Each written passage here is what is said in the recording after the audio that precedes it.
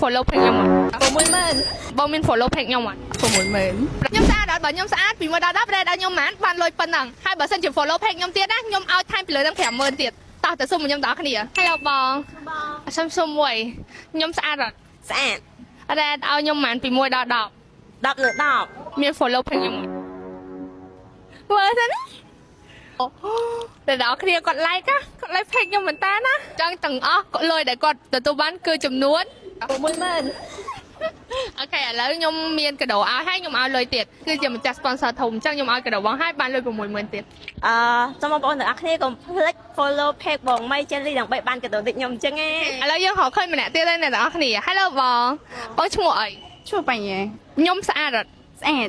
ពី1ដល់10 rate ឲ្យខ្ញុំបាន 10 ខ្ញុំដឹងថាខ្ញុំស្អាតហ្នឹងដោយសារតែខ្ញុំប្រើអីគេ អាសាឃើញបងប្រើ skin care ច្រើន ហ្នឹងហើយដោយសារតែខ្ញុំប្រើសេរ៉ូ10000អ្នកទាំងអស់គ្នាក៏សួរខ្ញុំ fake ខ្ញុំឈ្មោះ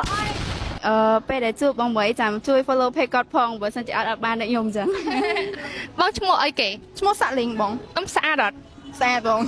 rate ឲ្យខ្ញុំបានពី1ដល់10 10 បងដឹងថាបើខ្ញុំស្អាតអញ្ចឹងខ្ញុំប្រើអីគេអត់ចង់ដឹងថាមកពីអីអត់ ប្រើ body lotion body lotion ហ្នឹងជួយធ្វើជាប្រភេទលេការពីកម្ដៅថ្ងៃហើយក៏សេរ៉ូ10000ហ្នឹងក៏ជាមានប្រភេទ skin care ដែលបងមានច្រើនមុខខ្លាំងមែនតើបងអាចទៅ search ហៅមើលបានបងមាន follow page ខ្ញុំអត់ follow បង គាត់ like មែនតើអ្នកនរគ្នាពី60000 60000ឲ្យបង